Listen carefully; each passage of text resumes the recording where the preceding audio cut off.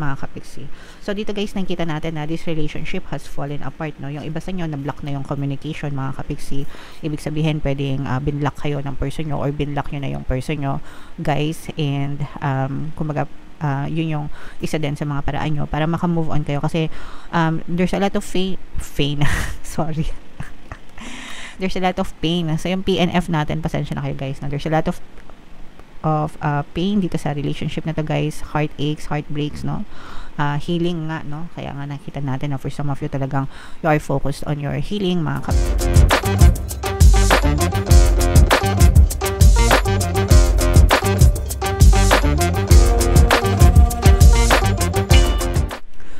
Hello guys, hello Taurus, welcome back to Pinay Pixie Tarot. Ang pamagat ng episode natin for tonight is Love Scope para ngayong March guys. Love reading for Taurus, mga kapixie, Sun, Moon, Rising, Sign, and Venus. Sa love life guys, pwedeng mapick up yung energy nyo, mapick up yung energy ng person nyo, pwedeng magkabaligtad yung roles. If in case hindi kayo naka-resonate guys, try nyong panoorin yung video dun sa zodiac sign ng person nyo, baka nandun yung energy nyo. So, unahin natin tong deck na to. Tingnan natin yung energy surrounding your situation, mga kapixie.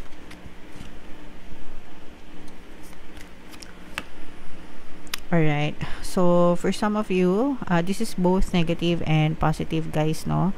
Unahin natin yung negative, guys. Kung kayo ay nasa relationship, someone is wearing a false mask dito sa relationship na to. So, may nagpipretend, may nagtatago ng kanilang totoong nararamdaman sa inyo. So, ibig sabihin, hindi pinapakita yung true intention sa inyo, no? Tinatago kung ano talaga yung totoong nararamdaman. Pwedeng pinapakita niya sa'yo na sweet siya, malambing siya, but he or she may be hiding something in the back, no? From you. Maaring sneaky siya or may mga ginagawa siyang hindi maganda, pero para hindi ka magduda, tinatago niya yun sa inyo, mga kapixie. Okay? So, may mga ganong klaseng energy tayo na napipick up. Yung iba naman sa inyo, guys, nasa stage kayo ng healing, pwedeng nakipaghiwalay na kayo dito sa person na to after finding out kung ano yung intention nila sa inyo, or siguro nahubad nyo na yung maskara nila, mga kapixie, and nakita nyo na yung totoong kulay. Kaya yung iba sa inyo, pwedeng nakipaghiwalay na kayo dito sa person na to, and nandun kayo sa stage na you are trying to heal, to recover from all the suffering and from all the pain, and nagfo-focus lang kayo sa sarili nyo ngayon, trying to have fun. Yung having fun nyo, mga kapixie, it's also a way of healing para sa inyo, no? Kumbaga, paraan nyo rin yon para makalimutan nyo yung sakit, nililibang nyo yung sarili nyo, going out with friends, o kaya naman kahit going out alone, or doing some things, no, na, you know, just doing some things that make you happy. Pwedeng nagkikreate kayo ng mga hobbies or what, or nagdedicate kayo ng oras for anything na makapag-alis ng reminder sa inyo about that person, mga kapixie, because you've suffered enough from toxicities and abusive relationship, guys. So, this is both negative and positive. Negative siya kasi nalaman nyo na niloloko lang pala kayo ng person nyo, and hindi pala totoo yung intention nyo. But it's also good na nalaman nyo, at least hindi na kayo mukhang eengot-engot, no? And nakapag-decide na kayo to move on your own, mga kapixie. Okay? So, yeah. Take it how it resonates, guys. Comment down below if feeling nyo naka-resonate kayo dyan. Tingnan natin yung ganap sa love life nyo. Taurus, shuffle ko to. Habang sinashuffle ko to, panoorin nyo muna yung video natin regarding sa ating paano mag-manifest ng abundance video course. Kapixie, sawa ka na ba sa mga struggles at hirap sa buhay mo? Masipag ka ba at masikap sa buhay ngunit hindi ka pa rin umaasenso? Ilang beses ka na bang nag-attempt magnegosyo at mag-invest pero palagi ka pa rin nalulugi? Sa pagkakataon na ito ay maaaring may subconscious beliefs ka na nagiging balakid sa iyong pag-unlad at pagyaman. Introducing, paano mag-manifest ng abundance video course. Dito ay matututunan mong ma-overcome ang mga balakid mo para tuluyan ka ng umunlad, umasenso, sumagana, maging matagumpay, successful at maswerte sa iyong kabuhayan, pera, trabaho, negosyo, salapi at kaperahan ng bonggang-bongga. Dali, mag-send na ng email sa pinoypixietarot@gmail.com at simulan na ang iyong pagyaman ngayon. Alright, so sa lahat ng gusto mag-avail ng course guys, meron tayong naka-flash sa screen nyo. Una, meron tayong paano mag-manifest ng abundance video course para sa inyong kabuhayan, pera, trabaho, negosyo sa lapi. Meron din tayong paano mawala ang third party at magkaroon ng harmonious na relationship. And meron din tayong email coaching, manifest your desires using the law of attraction. So, sa mga interesado guys, mag-send lang kayo ng email sa pinoypixietarot@gmail.com. So, Taurus guys, kayo ay na-represent ng Queen of Pentacles sa ating spread at yung ating love energy. So, meron dito guys presence ng air sign, Aquarius, Gemini, Libra. For some of you, maaaring may air element kayo sa inyong natal chart or you may be dealing with an air sign, mga kapiksi. So, dito guys, nakikita natin na this relationship has fallen apart, no? Yung iba sa inyo, na-block na yung communication, mga kapiksi. Ibig sabihin, pwedeng binlock kayo ng person nyo or binlock nyo na yung person nyo, guys. And, kumbaga, yun yung isa din sa mga paraan nyo para maka-move on kayo kasi there's a lot of sorry there's a lot of pain. So yung PNF natin, pasensya na kayo guys, na there's a lot of pain dito sa relationship na to guys, heartaches, heartbreaks, no? Healing nga, no? Kaya nga nakita natin na for some of you talagang you are focused on your healing, mga kapiksi. And yung pag-block nyo dun sa person nyo, parang para sa inyo, makakatulong yun para mas mabilis kayong maka-move on. Kasi nandun kayo sa stage na you're trying to really move on. You're trying to really recover, guys, from this connection. So, nandun yung determination, mga kapiksi, sa side nyo na ayoko na, tama na, move on na ako. So, nandun kayo sa stage na ganun, mga kapiksi. And right now, nagfo-focus kayo guys sa inyong kaperahan, sa inyong mga trabaho, mga kapiksi, no? Parang nire-revive nyo yung sarili nyo, no? Na kumbaga parang dati hindi mo to masyadong pinagtuunan ng pansin kasi you're just focused on your partner, on your relationship.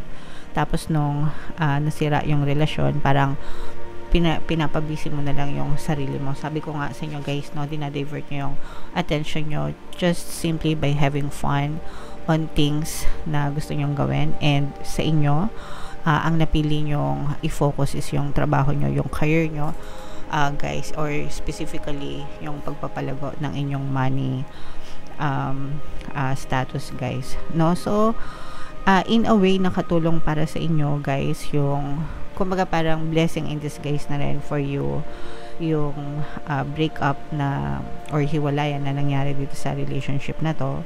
Pwedeng hiwalay na kayo, pwedeng hindi pa kayo hiwalay, pero yung hindi official na naghiwalay, pero para sa inyo wala na, tapos na, end na, no? And talagang nakikita natin na nagfo-focus kayo sa inyong sarili, mga kapiksi.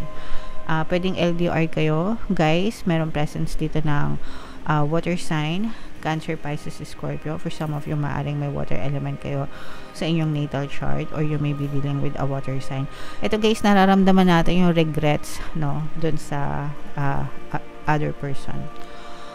Kumbaga, nararamdaman, nagsisisi siya. Nasa huli talaga ang pagsisisi. Okay, and that is true for them, no? Kasi talaga nandun yung regrets niya, nagsisisi siya. And itong person na to, especially kung LDR kayo, mga kapiksi, nakikibalita ito. Kumbaga, iniisip niya kung masaya ka ba ngayon na wala na yung relationship nyo, masaya ka ba ngayon na wala na siya sa buhay mo. So, may mga ganong klase siyang thoughts, mga kapiksi. And na-realize niya ngayon kung ano yung pinakawalan niya, no? So, there's a lot of regrets and pagsisisi sa end ng person mo. Pero, if in case na hindi ka nito kinokontak, guys, kasi nga unang-una, pwedeng blocked yung communication nyo, mga kapiksi. And pangalawa, parang hindi niya rin kayang mag-sorry sa'yo dahil sa sobrang kahihiyan niya. Okay? And for you guys, you are chasing your dreams right now. So, yun talaga yung yung paraan nyo para maka-move on. And just chasing after your dreams. And mas nag-i-invest kayo sa sarili nyo, no? At saka, hindi nyo rin naman, kumbaga, itong nangyari sa relationship nyo, although, hindi siya nag-work or sabihin natin na nag-fail, pero para sa inyo, marami kayong lessons na natutunan, mga kapiksi.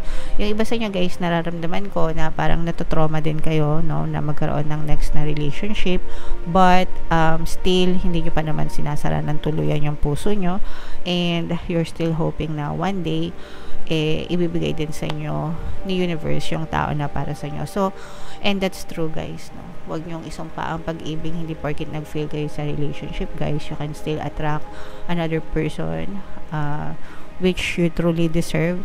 Kaya nga sabi ko sa inyo guys, pag magpe-pray kayo, ipag-pray nyo na yung tamang person para sa inyo, no? Lahat ng qualities na gusto nyo makita sa person nyo, pag-pray nyo na mga kapiksi, and para yun talaga yung ibigay sa inyo ni universe guys, okay? And syempre kapag dumating na, mas lalo nyo kailangan ipagdasal para talaga mas mag-work yung relationship nyo guys. Alright, so comment down below, Taurus, if feeling nyo naka-resonate kayo dyan. Eto guys, bunot lang tayo ng additional love message or love advice. Huwag mo siyang kontrolin. For sure, ayaw mo rin ng kinokontrol ka. So, just in case naka-resonate kayo guys, this message is for you. Huwag nating kontrolin, huwag nating ipilit, no? Kasi unang-una sa lahat, hindi nyo naman sila makakontrol talaga. We all have our own free will, mga kapiksi. Hindi naman sila mga robot na disuse, no? Na kung ano lang yung sabihin mo, kung ano lang yung gusto mong ipagawa sa kanila, yun lang. And it goes both ways. Ayaw mo na kinokontrol ka rin, di ba? So, wag mo silang kontrolin. Kumbaga, wag mong gawin sa kanila yung mga bagay na ayaw mo na ipagawa din nila sa inyo, no? So, kailangan fair, and alam mo yun, let it grow naturally.